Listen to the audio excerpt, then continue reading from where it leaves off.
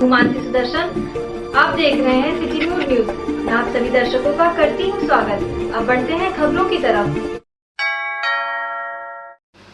मां शेरावाली न्यायधाम सेवा समिति एवं सामाजिक कार्यकर्ताओं द्वारा स्पाइनल मस्कुलर स्ट्रोफी से पीड़ित 8 माह के बच्चे अन्मय के उपचार के लिए अन्मय मदद के नाम की तख्तियां हाथों में लेकर क्राउड फंडिंग के माध्यम से मदद धनराशि जुटाने के लिए शहर के रिकाबगंज से चौक घंटाघर से वापस खिड़की अलीबेग तक अभियान चलाया गया। जो भी चंदा एकत्रित हुआ उसे अपने सहयोगियों के साथ मां शेरावाली न्यायधाम कूड़ेभार सुल्तानपुर पहुंचकर अन्मय के रिश्तेदारों को आर्थिक सहायता राशि के रूप में प्रदान किया गया। मां शेरावाली के मंदिर में बच्चों के लिए प्रार्थना सभा का आयोजन किया गया। सभी लोगों ने अन्मय की सहायता के लिए शपथ ली। बताते चले कि अन्मय का इलाज कर रही सर गंगाराम अस्पताल की डॉक्टर वेरोनिका अरोरा ने बताया है कि MSA बेहद दुर्लभ किस्म की बीमारी है। इसमें बच्चे के अंग धीरे धीरे काम करना बंद कर देते हैं और उन्हें सांस लेने में बहुत परेशानी होने लगती है। बाद में ये अपनी किसी भी ज़रूरत के लिए पूरी तरह दूसरे पर निर्भर हो जाते हैं। डॉक्टरों का कहना है कि अन्मय की जान बचाई जा सकती है और वे किसी दूसरे सामान्य बच्चों की तरह ज़िंदगी जी सकते हैं, लेकिन इसके लिए उन्हें एक विशेष इंजेक्शन जल्द से जल्द लगवाना होगा। इस इंजेक्शन के एक डोज की कीमत 16 करोड़ रुपए है। किसी भी निम्न मध्यम वर्गीय परिवार के लिए संभव नहीं है, लिहाजा बच्चे की जान बचाने के लिए उनके माता पिता क्राउड फंडिंग के जरिए मदद की गुहार लगा रहे हैं। बलराम सीता ने बताया कि दुर्लभ बीमारी SMA टाइप से पीड़ित बच्चे के अंग धीरे धीरे काम करना बंद कर देते हैं और उन्हें सांस लेने में काफ़ी तकलीफ होती है। इसके लिए यह इंजेक्शन जल्द से जल्द मिल जाना चाहिए। इस बीमारी से मुक्ति के लिए इंजेक्शन की एक डोज ही काफ़ी है। अन्मय के माता पिता और सामाजिक संगठन सबसे मदद की अपील कर रहे हैं और उन्हें उम्मीद है कि लोग आगे आएंगे और अन्मय की जान बचाई जा सकेगी। अन्मय की ज़्यादा से ज़्यादा मदद करिए ताकि वो जल्द से जल्द स्वस्थ हो और हम सबके बीच अन्मय वापस आएंगे पहले की तरह और जल्द ही स्वस्थ होकर हम सबके बीच में वो भी आगे खेलेंगे कूदेंगे पढ़ेंगे और अपने माता पिता का देश का नाम रोशन करेंगे। जैसा कि आप सभी जानते हैं, अन्मय इस समय बहुत विकट परिस्थिति में गुजर रहे हैं और हम सब आज इस मां शेरावाली न्यायधाम पे एकत्रित होकर संकल्प लिए हैं और यहाँ प्रार्थना की हैं कि अन्मय जल्द से जल्द स्वच्छ हो और हम सब तन मन धन से अन्मय के साथ हैं। हम सभी लोग लगे हुए हैं अन्मय के सहयोग के लिए। कुछ भी भाई हैं और भी सारे लोग हैं और सबके सहयोग से बिल्कुल बच्चा स्वस्थ भी होगा और खेलेगा कूदेगा भी। यही हम लोगों की प्रार्थना है। मैं सभी देशवासियों से निवेदन करना चाहता हूँ कि ये अन्मय नाम का बच्चा है, सुल्तानपुर का रहने वाला है। मैं सभी से निवेदन करना चाहता हूँ ये ज़्यादा से ज़्यादा अन्मय बच्चे की सहायता करें और पूरा सपोर्ट करें। अगर आप लोग थोड़ा सपोर्ट करेंगे तो आप लोग को पुण्य मिलेगा। आपका एक हाथ अन्मय की जान, बस आपसे ये कहना चाहता हूँ। धन्यवाद। अन्मय को बचाना है और इस देशवासियों से प्रार्थना है कि अन्मय के लिए आप लोग भी आगे आइए, बढ़िए, कुछ करिए और थोड़ा थोड़ा करके ही अगर आप उसके अन्मय बच्चे के लिए कुछ करते हैं तो बहुत बड़ी सहयोग होगा आपको और ज़्यादा से ज़्यादा बढ़ चढ़ के भाग लीजिए आप लोग, यही विनती है। पायल जी बोलिए। बूंद बूंद से घड़ा भरता है और सभी परिवार खुशहाली हो, बच्चा खुशहाली हो, बहुत अच्छी बात। जैसा कि हम सब जानते हैं कि सुल्तानपुर के 8 माह का बच्चा अन्मय है, जिसको बहुत ही लंबी बीमारी से ग्रस्त है जो हर बच्चे को नहीं होती है। कम से कम लाखों करोड़ों बच्चों में किसी एक बच्चे में पाई जाती है। और हम जानते हैं कि हमारे प्रदेश की जनसंख्या 22 करोड़ से ज़्यादा है और बच्चे सभी लोग आगे आए और अपना योगदान दें। इसमें कोई लिखा पड़ी नहीं कि चाहिए आप 1 दीजिए या 150 दीजिए, जिसकी जो इच्छा हो सके वो अपना दे सकता है। और अन्मय जल्द से जल्द ठीक हो जाएगा। अन्मय खेलेगा कूदेगा आगे बढ़ेगा पढ़ेगा और देश का नाम रोशन करेगा।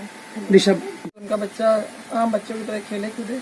हम सब यही प्रयास करते हैं कि अन्मय बहुत जल्दी शीघ्र ठीक हो जाए, जो भी दिक्कत जो परेशानी है वो बहुत जल्दी दूर हो जाए, संकट टल जाए और वो लंबे आयु उसके मिले स्वस्थ रहे। बस भारत देशवासियों से निवेदन करना चाहता हूँ बच्चे के लिए, धर्म जात पार्टी से ऊपर उठ के उसकी जान की सुरक्षा के लिए जैसे हम लोगों ने कोरोना काल में सरकार को भी दान किया, हमने राम मंदिर के लिए भी दान किया, हम मंदिर के भी लिए दान करते हैं, हम भंडारे के लिए भी दान करते हैं। लेकिन इस समय दुनिया का सबसे बड़ा अगर दान है तो अन्नमय को जान के बचाने के लिए जो भी दान करेंगे, 1 रुपए से लेकर जो जिसका सामर्थ्य हो, उसमें किसी कोई जोर दबाव नहीं। लेकिन मेरी ये आवाज हर परिवार तक पहुंचे कि हर परिवार से अगर 1-1 रुपया मिल जाए।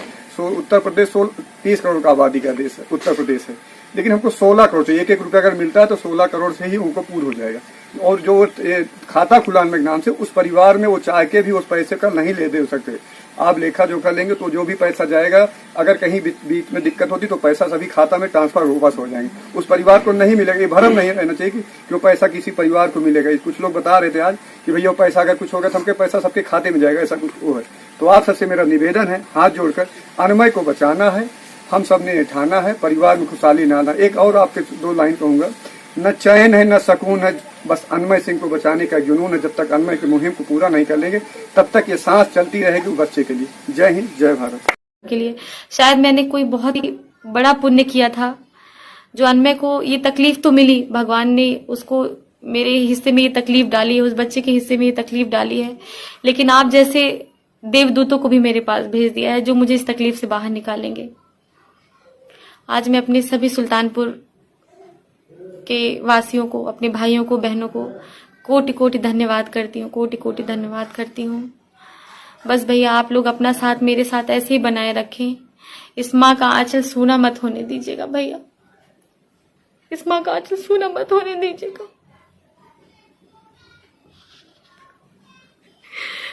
और मुझे यकीन है कि आप मेरा साथ तब तक नहीं छोड़ेंगे जब तक इस मुहिम को उसकी मंजिल तक नहीं पहुंचा देते।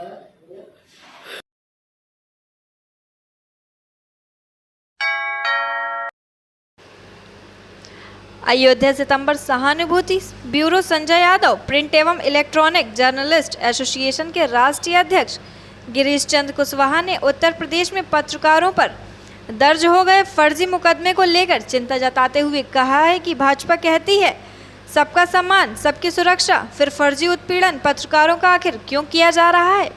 इस पर मुख्यमंत्री जी को गंभीरता से विचार करना चाहिए। श्री कुशवाहा गोंडा एवं अयोध्या मंडल के जिला अध्यक्षों की समीक्षा करते हुए कहा कि आपके मंडल में या जिले में पत्रकारों का उत्पीड़न हो तो पीड़ित पत्रकार को न्याय दिलाने के लिए सड़क से लेकर राजधानी तक आंदोलन करें। एसोसिएशन उनका पूरा साथ देगा और समर्थन करेगा। श्री कुशवाहा ने कहा 1 जनवरी को राजधानी लखनऊ में 23वां प्रांतीय अधिवेशन आयोजित किया जा रहा है। उपरोक्त अधिवेशन में उत्तर प्रदेश के अतिरिक्त कई अन्य प्रांतों से वरिष्ठ पत्रकारों को आमंत्रित किया गया है।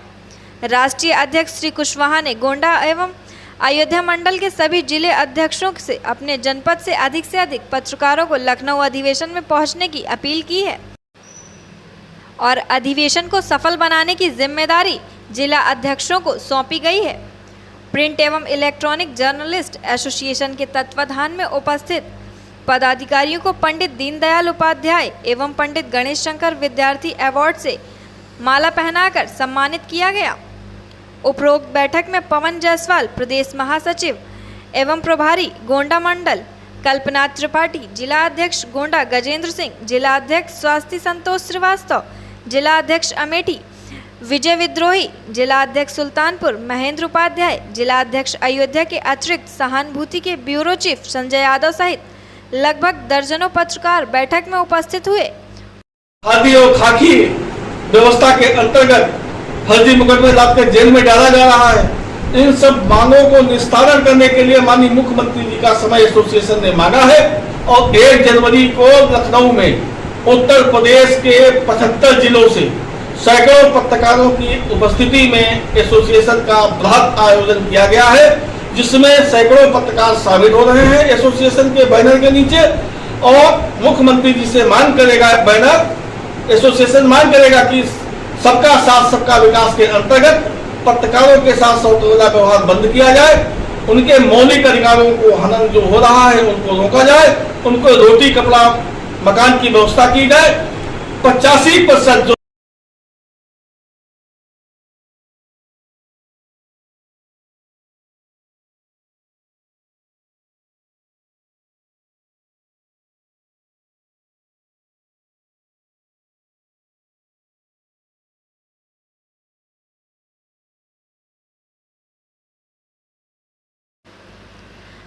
काशी के ज्ञानवापी को लेकर आए फैसले से मुस्लिम पक्ष संतुष्ट नहीं दिख रहा है, जिसको लेकर हाई कोर्ट का दरवाज़ा खटखटाने की बात कर रहे हैं। लेकिन इस बीच अयोध्या मंदिर मस्जिद विवाद के परोकार रहे हाजी महबूब ने अपने पुराने दर्द को बयां करते हुए चेतावनी दी है कि अगर अयोध्या की तरह काशी में कुछ हुआ तो सही नहीं होगा।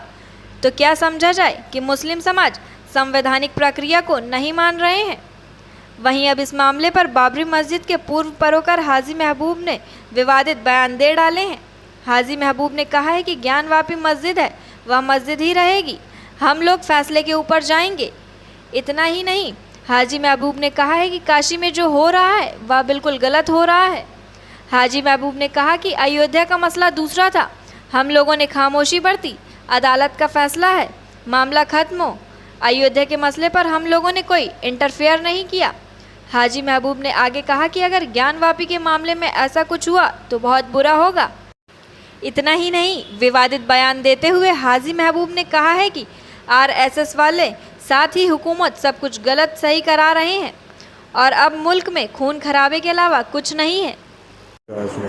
अदालत ने तो क्या फैसला दिया है, काशी में जो हो रहा है वो गलत हो रहा है और वो मस्जिद है, मस्जिद तक क़यामत रहेगी और हम वहाँ फैसले से नहीं मुँह पड़ जाएंगे, देखेंगे जब तक क्या होता है। अयोध्या का मसला जो था एक दूसरी तरीके से था और यहाँ हम लोगों ने खामोशी से इसलिए कहा कि चलो अदालत का फैसला ख़त्म हो जाए। उन्होंने कहा अब हम आगे नहीं बढ़ेंगे, इसलिए अयोध्या के मसले में हम लोगों ने कोई इंटरेस्ट नहीं लिया। अगर वहाँ ऐसा हुआ तो वहाँ बहुत बुरा होगा। बस वो मस्जिद है, मस्जिद रहेगी। अब हर जगह की बातें ना करें, जो अयोध्या में हो गया वो हो गया। आरएसएस वाले और ये हुकूमत तो चाहती है कि सब कुछ गलत को सही हो जाए और क्या करें। उसमें ये कि मुल्क में खून खराबा के अलावा कुछ नहीं है।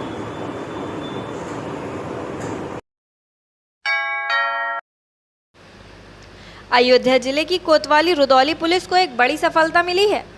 पुलिस ने अंतरप्रांतीय जहरखुरानी गैंग की 4 महिला समेत 6 चोरों को गिरफ्तार किया है, जिनकी गिरफ्तारी भैलसर के ओवरब्रिज हाईवे के पास से की गई है। ये गैंग के चोर रेलवे स्टेशन, बस स्टैंड व बस पर यात्रा करते समय यात्रियों के खाने की चीज़ों में जहर मिलाकर बेहोश कर देते थे, तब उनके सामान की लूट करते थे और रात में चोरी की घटना को अंजाम देते थे। यहाँ अम्बेडकर नगर, अयोध्या, अन्य जनपदों में भी चोरी करते थे। इस घटना का खुलासे में 42 मोबाइल, 4 लैपटॉप, 68,000 रुपये नकद बरामद हुआ है। इस मामले का खुलासा क्षेत्राधिकारी रुदौली संदीप कुमार सिंह ने प्रेस कॉन्फ्रेंस के दौरान की। इसके बारे में क्या कहें?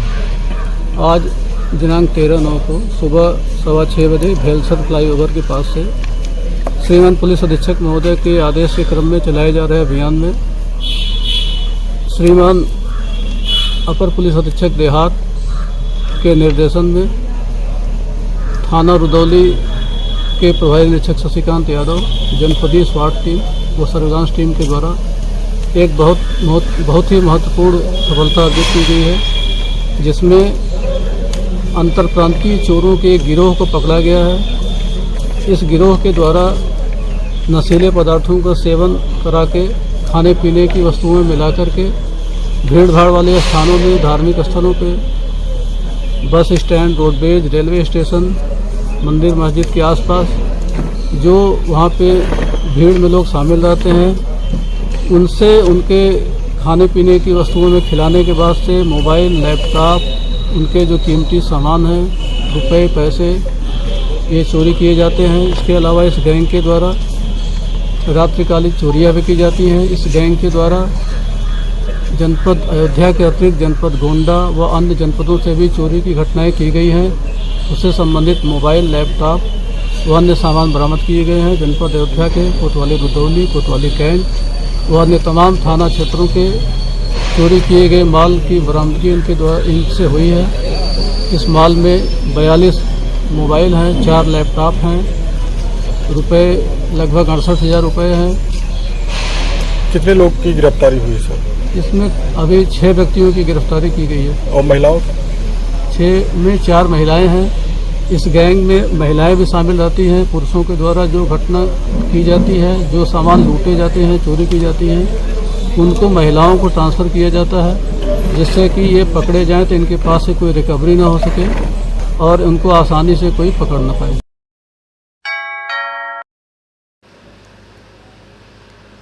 अयोध्या जिले में स्वास्थ्य विभाग की बड़ी लापरवाही सामने आई है।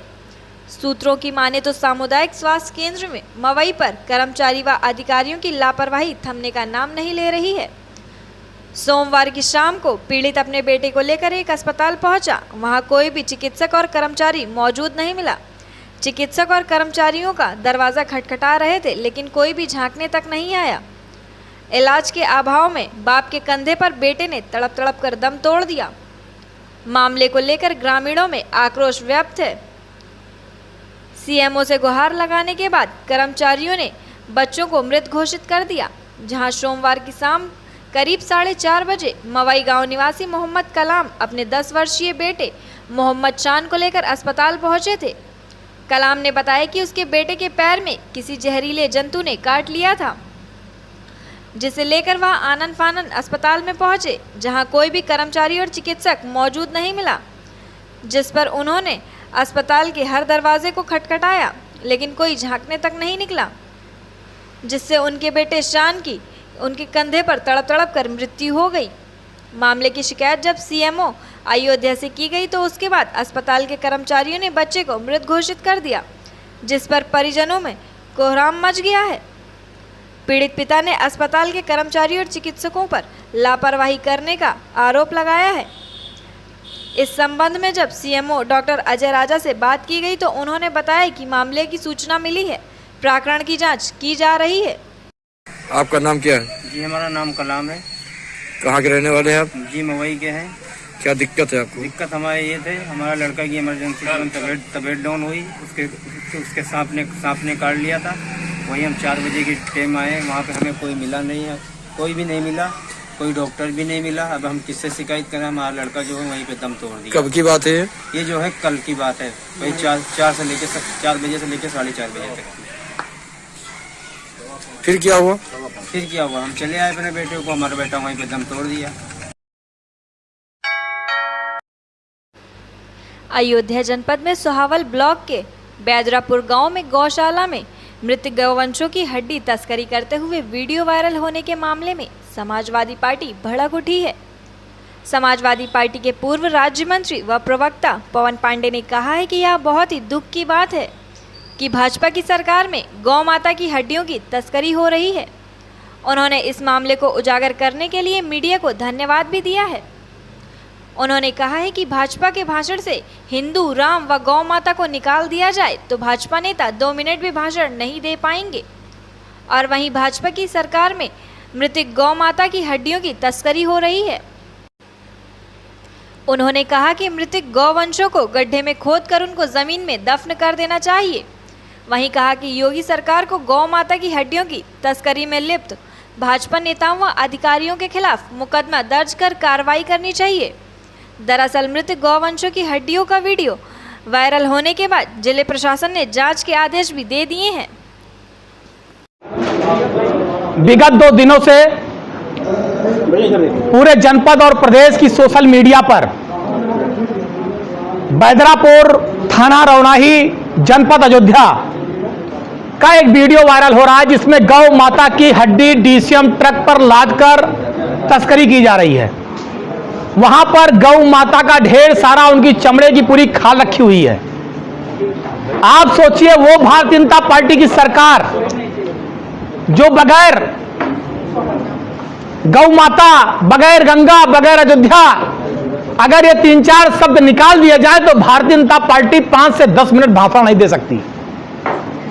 और वो अयोध्या की धरती, मर्यादा पुरुषोत्तम श्री राम की धरती, और वो धरती जहां पर उत्तर प्रदेश के मुख्यमंत्री हर 7-10 दिन पर अयोध्या आते हों, और उत्तर प्रदेश की मुख्यमंत्री योगी आदित्यनाथ जी की नाक के नीचे अयोध्या में गौ माता की हड्डियों का तस्करी की जा रही है, उनके चमड़े के खाल का कारोबार किया जा रहा है, बेचा जा रहा है। वैसे तो जब से योगी जी की सरकार बनी है, सरकारी गौशालाओं में गौ माता भूख के मारे जान दे रही हैं। न चारे की व्यवस्था है, न पानी की व्यवस्था है। जिस दिन कोई मंत्री जांच करने जाता है या प्रभारी मंत्री, तो उस दिन चारे और पानी की एक दिन की व्यवस्था कर दी जाती है, बाकी भूखमरी के कगार पर हैं। और आज सोचिए बैदरापुर में जिस तरह से पकड़ा गया, मैं धन्यवाद दूंगा अपने मीडिया के साथियों को जिन्होंने पकड़ा, जाकर के इसको वीडियो बनाया, वायरल किया। आप बताइए, नियम यह है कि अगर गौ माता का देहांत हो जाए, खत्म हो जाए, तो उसके बाद वहीं जमीन खोदकर उन्हें गाड़ दिया जाए, दफन कर दिया जाए। लेकिन अगर मृत्यु के बाद उनकी हड्डियां निकाली जा रही हैं, उनके चमड़े को निकाला जा रहा है, तो ये बहुत ही दुखद बात है इस अयोध्या की धरती पर और योगी जी की नाक के नीचे। तो मेरा सवाल है और मांग भी है, अगर योगी जी के संरक्षण में सारा काम अयोध्या में हो रहा है, तब तो कोई बात ही नहीं, प्रभु श्री राम मालिक हैं। लेकिन अगर योगी जी के संरक्षण में नहीं हो रहा है, उनकी जानकारी में नहीं है, तो जो भी भाजपा के नेता से लेकर अधिकारी तक इसके लिए दोषी हैं, उन पर मुकदमा दर्ज करके कार्रवाई करनी चाहिए। इसका मतलब अगर तस्करी हो रही है, अवैध कारोबार हो रहा है, तो गौ माता की हड्डियां और चमड़े को बेचकर काली कमाई की जा रही है, काला पैसा कमाया जा रहा है, पैसा मोटा पैसा बनाया जा रहा है। तो इस अवैध कारोबार में, अवैध रुपए को कमाने में जो भी लोग दोषी हैं, उन पर कड़ी कार्रवाई की जाए। मैं उत्तर प्रदेश के माननीय मुख्यमंत्री से बात कर रहा हूं और मांग कर रहा हूं आपके माध्यम से, मीडिया के माध्यम से, इस अयोध्या का एक छोटा सा कार्यकर्ता सेवक होने के नाते, एक अयोध्या का आम नागरिक होने के नाते, मैं योगी आदित्यनाथ जी से, उत्तर प्रदेश के माननीय मुख्यमंत्री जी से मांग कर रहा हूं कि बैदरापुर में जिस तरह से गौ माता की हड्डियों का कारोबार, जिस तरह से उनके चमड़े का कारोबार, अवैध कारोबार, तस्करी सामने आई है, इस पर कार्रवाई करिए। जो भी लोग दोषी हैं, उन पर मुकदमा दर्ज करिए। आपके राज्य में आप गौ माता की सेवा करने का संकल्प लेते हैं, गौ माता को चारा और गुड़ खिलाते हुए फोटो डालते हैं। अगर आपने इस तरह का काला अवैध कारोबार, गौ माता की तस्करी करने का, गौ माता की हत्या करने का, गौ माता की हड्डी बेचने का, चमड़ा बेचने का अवैध कारोबार इस अयोध्या की धरती पर हो रहा है, अगर इसके दोषियों पर आपने, इसके स्मगलरों पर आपने FIR दर्ज करके मुकदमा न दर्ज किया, तो आपकी गौ माता का सेवा करना, फोटो डालना सब बेकार जाएगा। मैं चाहता हूं न्याय मिले और अयोध्या की धरती पर इस तरह का अवैध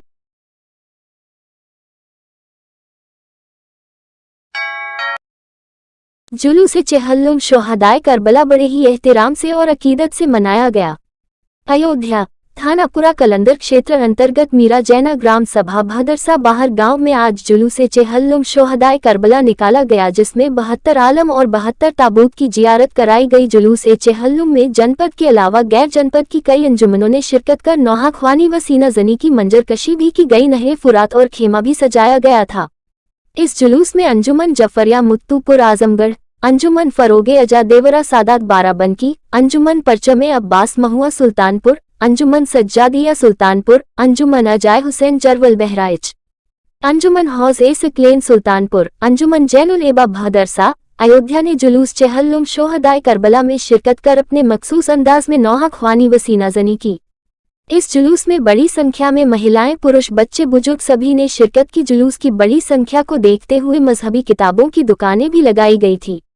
इस जुलूस के इंतजामिया सैयद हुसैन अली रिजवी ने बताया कि यह प्रोग्राम कई वर्षों से किया जा रहा है और इस प्रोग्राम का मकसद इतना है कि हम सब इस प्रोग्राम के जरिए इमाम हुसैन की शहादत के मकसद को दुनिया को बता सकें। चचा का साया भी क्या इसके उठ गया सर से, ये छूट गई है पेदर से भी क्या बरादर से।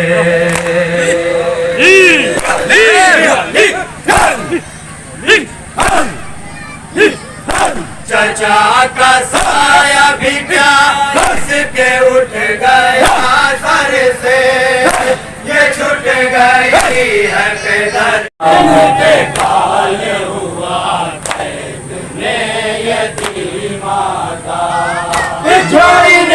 काल हुआ कैद में यतीमा बाजी के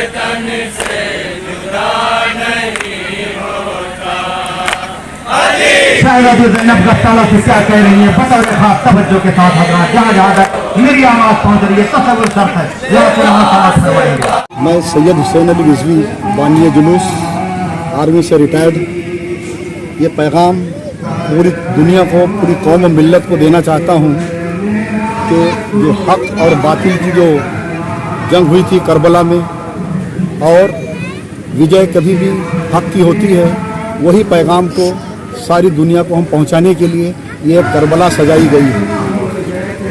जब मदीने से काफिला करबला गया था जिसमें सिर्फ और सिर्फ 72 लोग थे जो करबला में शहीद हुए थे, इस शहादत के मंजर कशी को पेश करने के लिए ये करबला को हमने सजाया है।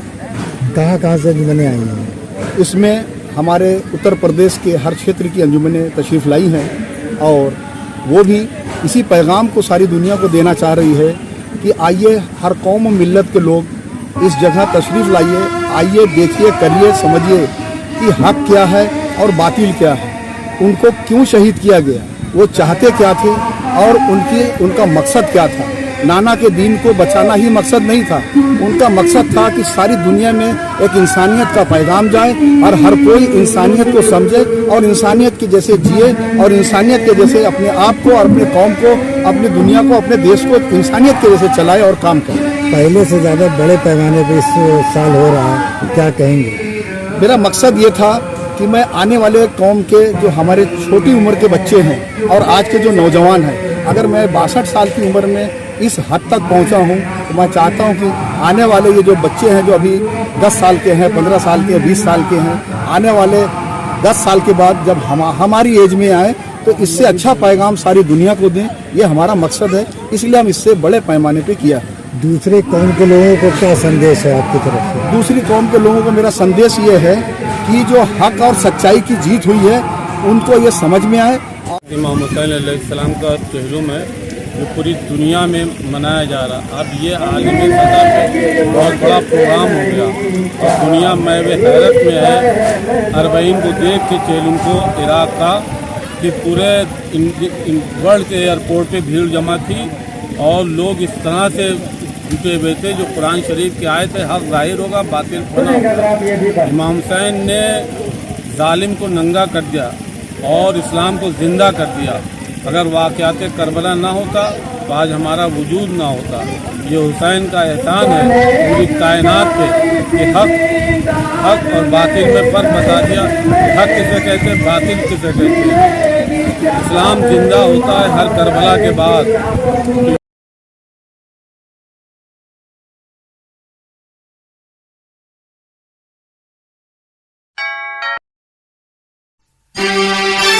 सुप्रसिद्ध दांत का अस्पताल, विदेशी उपकरण द्वारा आधुनिक सुविधाएं उपलब्ध। DS Prajapati dental clinic, Sahabganj Havells showroom के सामने, अयोध्या रोड, जिला अयोध्या।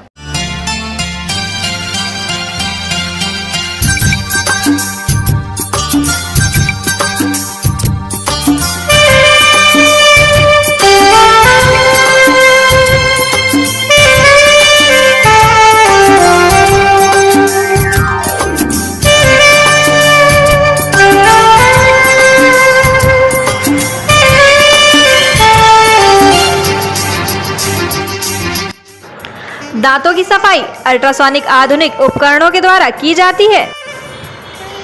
पारिये का संपूर्ण इलाज किया जाता है। टेढ़े मेढ़े बाहर व अंदर निकले दांतों को सीधा किया जाता है। रिमूवल तार, फिक्स तार लगाने की सुविधा, लाइट की और विदेश मशीन द्वारा टूटे हुए दांतों को सुंदर बनाया जाता है। दांतों में लगे कीड़ों को बिना दांत निकाले रूट कैनल इलाज द्वारा सही किया जाता है। फिक्स दांत लगाए जाते हैं। डॉक्टर रोहित।